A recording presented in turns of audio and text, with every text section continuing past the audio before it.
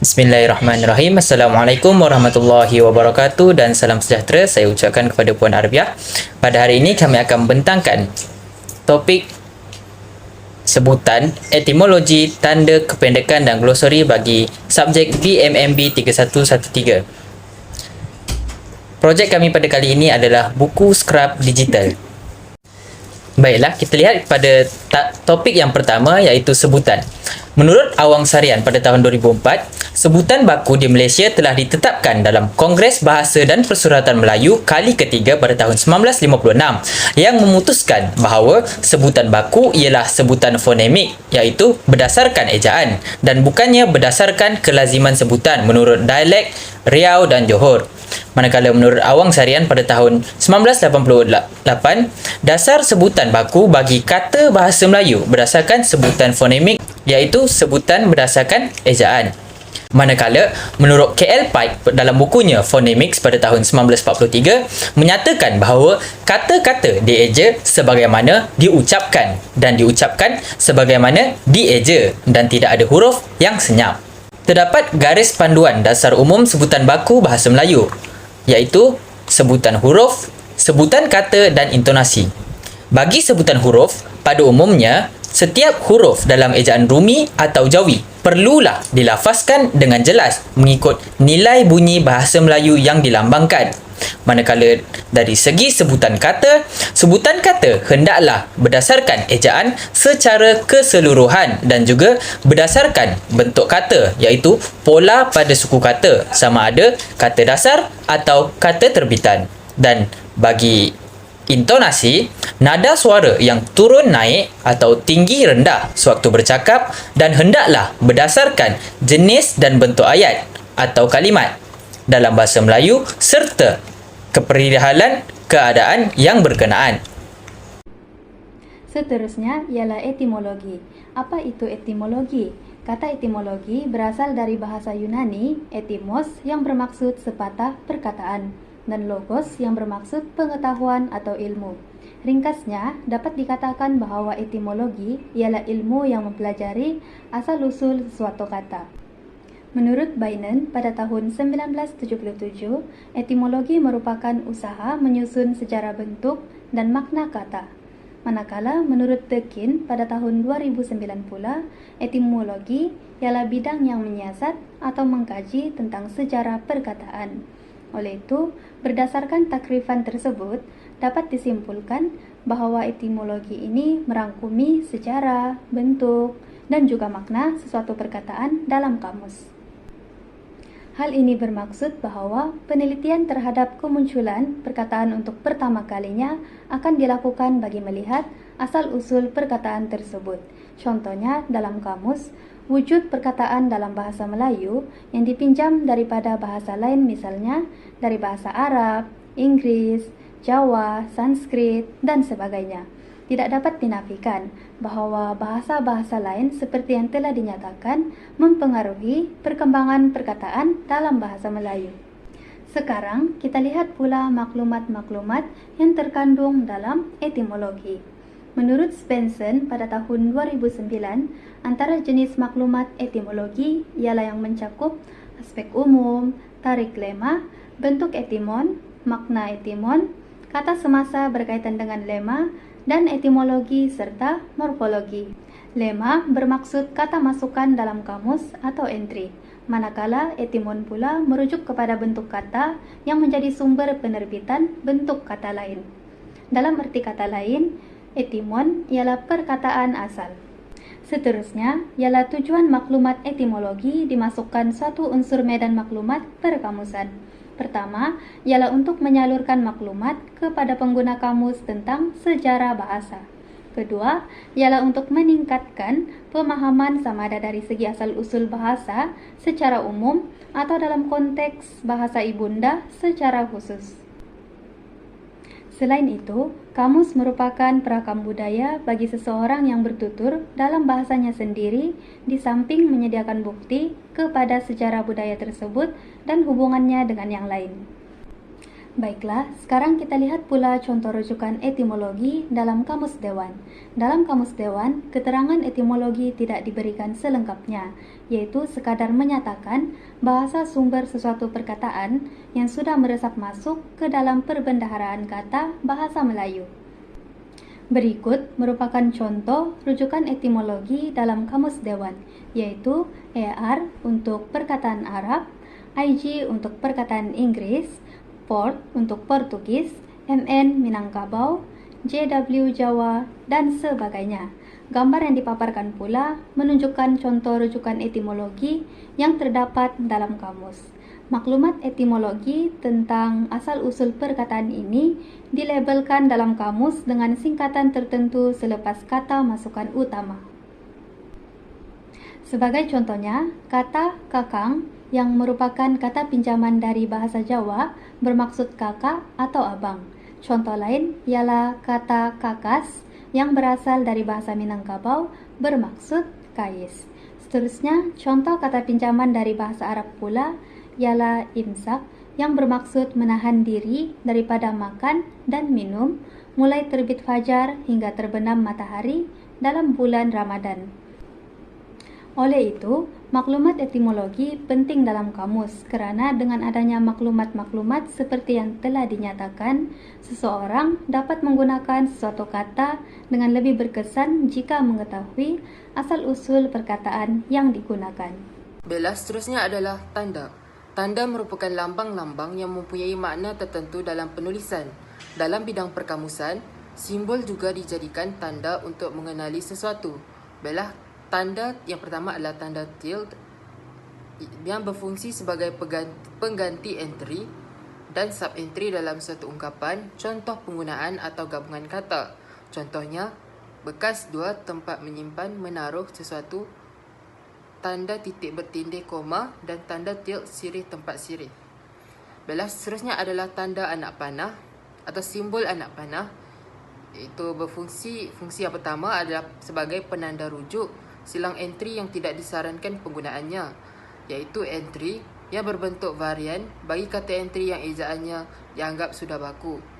Okey, yang kedua pula, tanda anak panah ini juga bermaksud keperluan bagi pengguna kamus untuk melihat atau merujuk perkataan kedua yang dicadangkan oleh penyusun kamus bagi entry yang bersifat sinonim atau mempunyai maksud hampir sama, iaitu contohnya berkasam, simbol anak panah berkasam.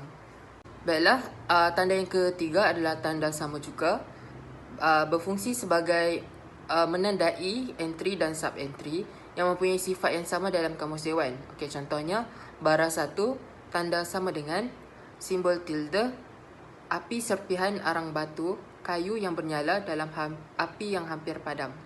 Okey, seterusnya adalah tanda titik bertindih.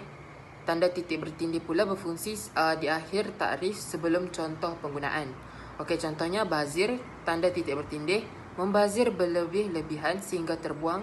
Tanda titik bertindih, keduri kahwin yang dibuat secara besar-besaran adalah tanda tilde saja. Okey, seterusnya adalah tanda garis hubung satu. Okey, simbol sempang. Okey, berfungsi sebagai untuk menghubungkan kata ganda. Okey, contoh anai-anai, SJ serangga seperti semut. Baiklah, seterusnya adalah tanda kurung bulat atau tanda kurungan. Okey, tanda kurung bulat ini fungsi dia yang pertama adalah untuk memberi keterangan tambahan dalam takrif sama ada di awal, di tengah atau di hujung takrif. Okey, contohnya umpama 1, buka kurungan, sesuatu yang dijadikan, tanda tutup kurungan, perbandingan. Okey, fungsi tanda kurung bulat yang kedua adalah untuk memaparkan istilah bidang dalam entry kamus. Okey, contoh tertingkap, okey, buka kurungan, KOMP, komponen, tutup kurungan, kawasan bersegi empat pada tabir paparan komputer yang memaparkan sebahagian daripada gambar atau teks terpilih bagi fail tertentu. Okey, seterusnya adalah tanda koma. Fungsi yang pertama adalah untuk menandai bahagian-bahagian pemberian sebagai pilihan bentuk kata. Okey, contoh perkataan baran 2, pemarah, tanda koma, lekas marah.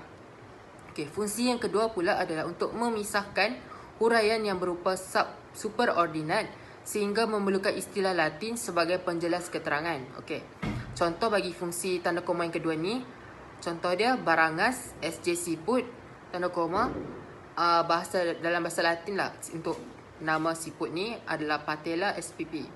Okey, fungsi yang ketiga pula, tanda koma ni berfungsi sebagai pemisah entry berserta sub-entry yang tidak diberi huraian. Okey, contoh perkataan Badari, tanda koma, Badau, SJ ikan yang memakan anaknya.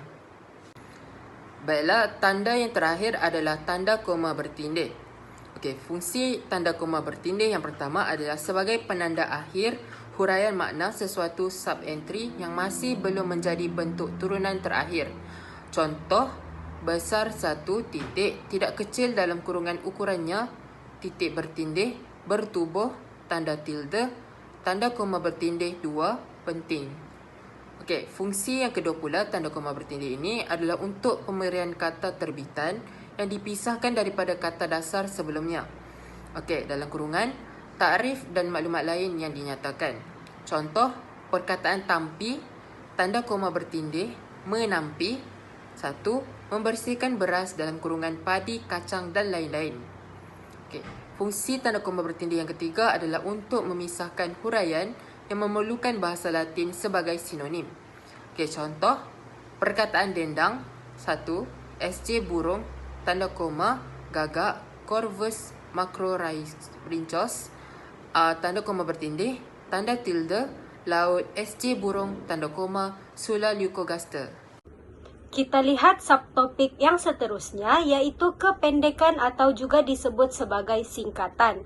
Kependekan adalah bentuk kata atau frasa yang digariskan dan digunakan selain daripada bentuk asalnya atau bentuk panjangnya.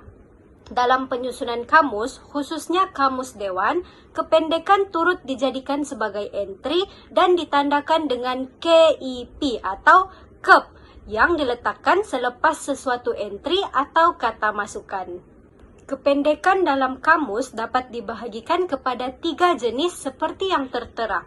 Pertama, kependekan kata umum seperti SBG yang merupakan kependekan bagi sebagai. Jenis kedua, kependekan kata nama khas. Contohnya, PPPM yang merupakan kependekan bagi Persatuan Pandu Putri Malaysia. Jenis terakhir pula adalah kependekan asing seperti WHO yang merupakan kependekan bagi World Health Organization atau Pertubuhan Kesihatan Sedunia. Selain itu, seorang tokoh yaitu Hari Murti Kridalaksana pada tahun 1992 menyatakan bahawa kependekan boleh dibahagikan kepada 5 kategori. Kategori yang pertama ialah singkatan. Singkatan merupakan suatu ejaan yang disingkatkan, dipendekkan atau diringkaskan. Contohnya, Pak yang merupakan singkatan bagi Bapak dan Prof singkatan bagi Profesor. Kategori kependekan yang kedua ialah penggalan, iaitu kata yang terhasil daripada proses menyingkatkan sebahagian daripada kata dasar sama ada bahagian depan maupun bahagian belakang. Contohnya, Bapak menjadi bapa yang mengalami penggalan bahagian belakang iaitu pengguguran huruf K. Dan contoh lain pula adalah tetapi menjadi tapi yang mengalami penggalan pada bahagian depan iaitu pengguguran suku kata te. Kategori yang seterusnya adalah akronim. Akronim ialah perkataan yang diterbitkan melalui proses penggabungan singkatan beberapa perkataan bagi membentuk suatu perkataan yang utuh. Sebagai contoh, akronim UPSI yang merupakan akronim bagi Universiti Pendidikan Sultan Idris. Akronim ini terbentuk dengan mengambil huruf pertama setiap perkataan. Contoh kedua ialah PAWAGAM yang merupakan akronim bagi Panggung Wayang Gambar. Akronim PAWAGAM terbentuk dengan mengambil suku kata pertama bagi setiap perkataan. Kategori keempat ialah konstruksi, iaitu proses memendekkan bentuk-bentuk linguistik. Sebagai contoh, tak daripada perkataan tidak dan takkan daripada perkataan tidak akan. Akhir sekali, lambang huruf. Lambang huruf atau simbol dan unit ukuran juga merupakan satu bentuk kependekan dalam kamus. Contohnya, unit ukuran km merupakan kependekan bagi kilometer dan simbol Ca merupakan simbol kimia bagi kalsium. Melalui contoh-contoh yang dinyatakan sebentar tadi, dapat disimpulkan bahawa terdapat pelbagai jenis kependekan yang digunakan dalam penulisan bahasa Melayu sehingga kini. Baiklah, seterusnya kita akan masuk pula ke dalam tajuk glosari. Untuk kita mengetahui dengan lebih lanjut tentang glosari, kita perlulah mengetahui dan memahami apa itu konsep glosari. Secara ringkasnya, glosari dapat dimaksudkan sebagai satu senarai istilah dalam bidang ilmu ataupun dalam topik tertentu berserta dengan takrifnya secara ringkas. Kebiasaannya, glosari ini menerangkan tentang penggunaan ataupun makna sesuatu perkataan berdasarkan topik ataupun sesuatu bidang secara lebih mendalam untuk memudahkan pembaca lebih memahami apa yang dibacakan berdasarkan buku tersebut. Sekarang kita perlulah mengetahui bagaimanakah ciri-ciri sesuatu glosari tersebut. Glosari kebiasaannya akan diletakkan ataupun ditulis pada halaman belakang buku. Kemudian, glosari ini adalah sesuatu senarai kata yang mengandungi istilah-istilah khusus bagi sesuatu bidang pengetahuan yang berdasarkan buku yang dibaca oleh pembaca. Kemudian yang terakhir, ciri-ciri glosari adalah ianya akan disusun mengikut abjad sama seperti penggunaan kamus. Namun demikian, wujud juga persoalan mengenai apakah perbezaan kamus dan juga glosari. Sebagaimana yang kita ketahui, kamus merupakan senarai kata yang disusun untuk menyampaikan makna serta penggunaan kata tersebut. Tetapi glosari pula adalah satu senarai kata yang disusun untuk menyampaikan makna bagi memudahkan pemahaman pembaca yang membaca sesuatu bidang ataupun konteks dalam sesebuah buku. Berikut merupakan contoh-contoh glosari yang saya dapatkan melalui pelbagai jenis buku. Yang pertama adalah daripada sebuah novel, yang kedua daripada buku rujukan dan yang ketiga adalah dalam DSKP Bahasa Melayu tahun 5. Hal ini menunjukkan bahawa glosari ini digunakan dalam pelbagai buku sebagai rujukan yang lebih lanjut tentang makna-makna perkataan yang digunakan dalam buku berdasarkan bidang ataupun konteks sesebuah buku tersebut. Berakhirnya penerangan tentang topik glosari, maka berakhirlah pembentangan kami. Kami berharap pembentangan ini dapat memberi manfaat kepada anda semua. Sekian, terima kasih.